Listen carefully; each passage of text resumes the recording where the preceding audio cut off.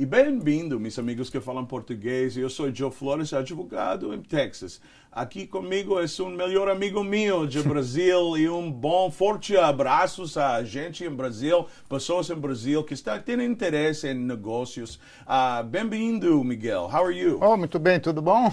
Tudo bom, graças a Deus.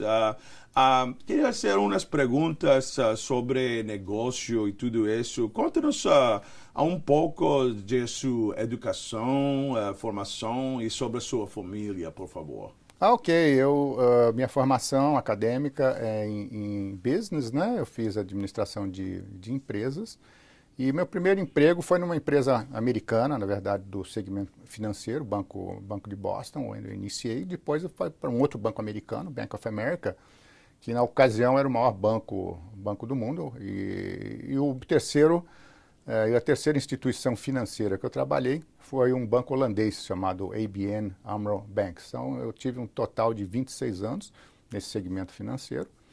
E quando eu saí, né, do setor financeiro, eu trabalhei bastante no setor de petróleo, empresas prestadoras de serviços, né, para a maior empresa brasileira de petróleo, que é a Petrobras. A Petrobras detém uma tecnologia muito grande no setor em águas profundas, né, na exploração, dá aproximadamente 10 mil pés, ela consegue produzir óleo, produzir petróleo e na camada de pré-sal.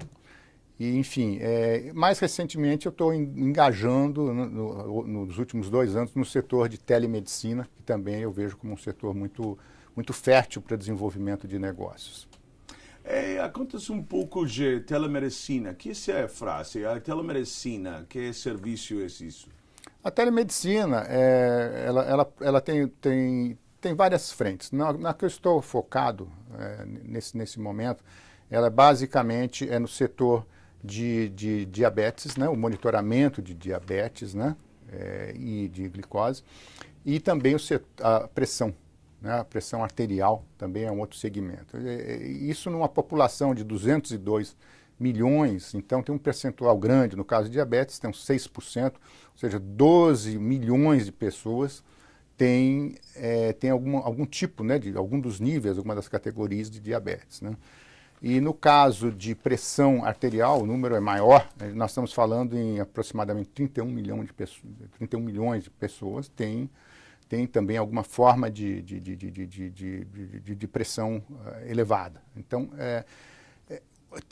e essas duas doenças, essas duas síndromes causam vários efeitos negativos. No caso de diabetes, não tem controle, resulta em cegueira, resulta em amputação de membros, isso tudo tem uma perda de qualidade de vida e também um fluxo muito grande de pessoas indo aos hospitais, né, para isso, e custo, né, também existe um custo financeiro muito, muito elevado dessa forma, que existe uma medicina, que não é uma medicina preventiva no Brasil, então é uma medicina só de remediar e não de prevenir. Então a telemedicina, o monitoramento promove então uma forma de minimizar essas duas síndromes, né? Então é fantástico, inclusive nós temos um estudo que foi conduzido num hospital público lá em São Paulo, em que, num grupo de 1.000 pessoas, durante 2 anos e meio, em que houve uma sensível redução da necessidade da ida de emergências na ordem de aproximadamente 70%, houve também uma redução da hospitalização, aproximadamente 65%, e uma redução de custos, que também é um fator importante, né, que está sob pressão, custo, né, na área de saúde, de 26%. Quer dizer, então a telemedicina nós vemos como um futuro muito, muito promissor a implementação, como várias formas de qualidade de vida e redução de custos. E, em sua opinião, qual é o potencial de crescimento no negócio de saúde no Brasil para investimento para estrangeiros?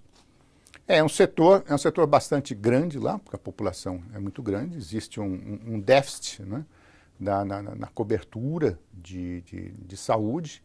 Então é também um setor que pode ser bastante interessante. Já existem vários grupos internacionais operando lá, mas ainda tem um apetite, o mercado ainda tem um apetite grande para essa área de saúde no país.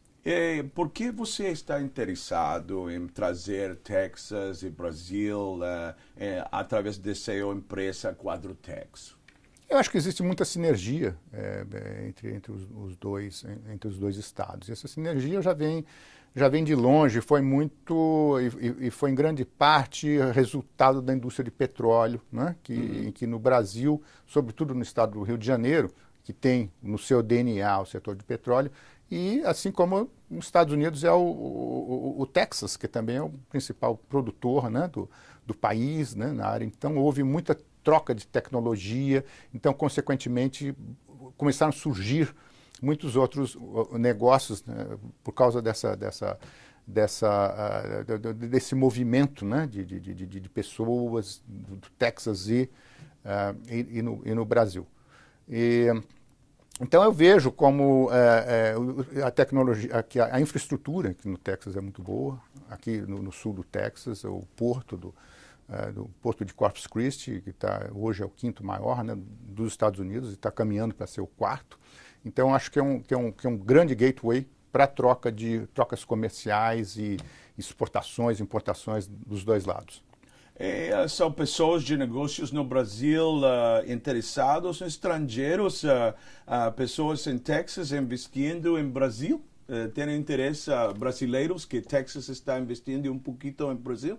Sem dúvida, sem dúvida. Isso é uma grande... Acho que é muito promissor de lado a lado esse interesse, né? Existe uma facilidade muito grande para ir para o Brasil. Tem linhas aéreas operando de Houston ao Rio de Janeiro, 9, 10 horas, quer dizer, então vai um dia, eu vi muitos casos de executivos que às vezes vão apenas para um dia lá. Eles dormem no avião, passam um dia no Rio de Janeiro, por exemplo, e voltam à noite, quer dizer, então não é big deal, eu diria, né? Sim. Você estava vivendo em Rio, não? Durante os eventos grandes como Copa Mundial, como diz em espanhol, e também os Jogos Olímpicos. Em sua opinião, que o Brasil deve se concentrar e melhorar um pouco em tudo isso? Eu acho que a infraestrutura sempre é alguma coisa que o Brasil carece, né?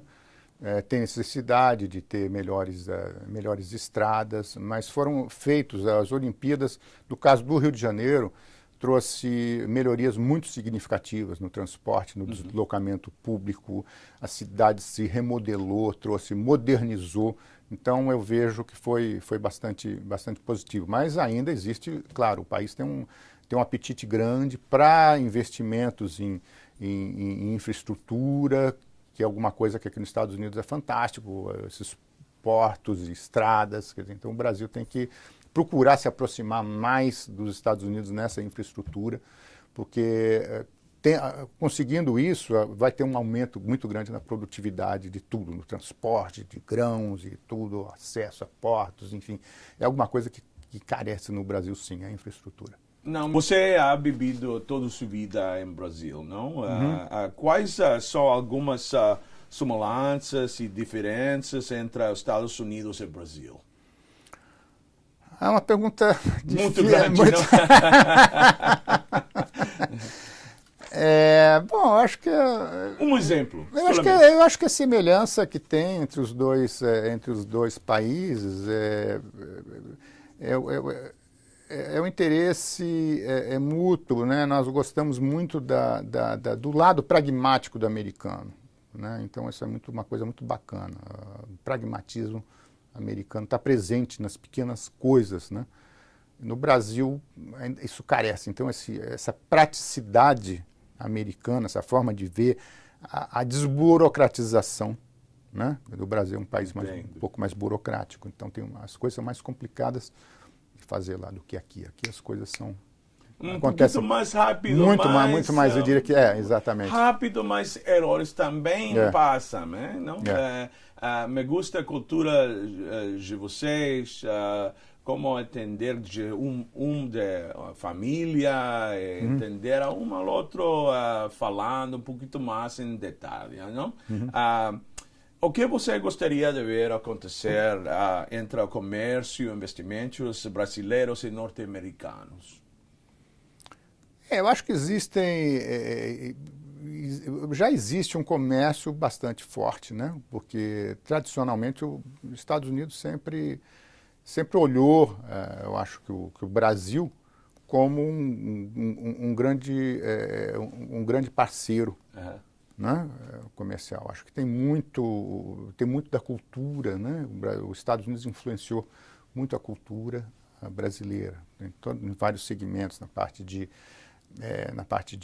entertainment, tem uma influência forte em tudo, na própria televisão brasileira. Você vê que existem muitas coisas, né, que são muito próximas, né?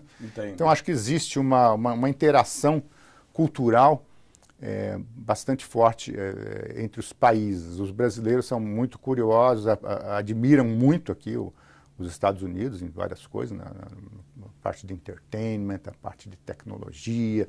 Então é um país que o brasileiro adora tecnologia. Então você vê que é um país, os dois países têm algumas similaridades, o tamanho, né, as distâncias, né? Os Estados Unidos tem o maior número de aeroportos no mundo. O Brasil é o segundo país com o maior número de aeroportos e tudo mais. Então, acho que tem sim, é muito fértil. É o principal parceiro, seguramente, do Brasil em tudo, em tecnologia. Muitos brasileiros vindo estudar nas universidades. E a gente vê um movimento também de americanos também indo, se interessando muito pela cultura brasileira. Por último, para pessoas de negócios no Texas e os Estados Unidos que querem investir ou viver no Brasil, ou para os brasileiros que querem fazer o mesmo nos Estados Unidos, que conselho você daria a eles? Eu diria que tem que consultar pessoas no Brasil, né? Isso é importante ter para walkthrough, né? Como o Miguel Quadros, não?